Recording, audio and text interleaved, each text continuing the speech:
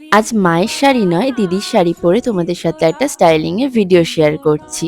তোমাদের সাথে চুপি চুপি একটা কথা শেয়ার করি। আমার দিদি অবশ্য জানে না যে ওর শাড়ি পরে আমি ভিডিও বানাচ্ছি। হয়তো এই ভিডিওটা দেখবার পর ও সেটাও জেনে যাবে। কিন্তু বিশ্বাস করো, লুকিয়ে লুকিয়ে দিদির শাড়ি পরার মজাটাই কিন্তু একদম আলাদা হয়। এই শাড়িটা কিন্তু ভীষণ লাইট ওয়েট এবং পরে ভীষণই কমফোর্টেবল লাগে। অরেঞ্জের সাথে গ্রিনের কন্ট্রাস্টটা বেশ সুন্দর লাগছিল। আর শাড়ি পরবার পর লুকের একটা জিনিসই মিস ছিল, সেটা হলো টিপ। আমি এখানে একটা সিটি গোল্ডের জুয়েলারি পরেছি, কিন্তু এই জুয়েলারির ডিজাইনটা দেখে কেউ বলবে না এটা সিটি গোল্ডের জুয়েলারি। পুরো অরিজিনাল গোল্ডের জুয়েলারি দেখতে লাগছে। আর হাতে সরু সরু দুটো বালা পরেছি। তোমরা কিন্তু এরকম সেজে যে কোনো দিনের বেলা অনুষ্ঠানে যেতে পারো, খুব সুন্দর দেখতে লাগবে।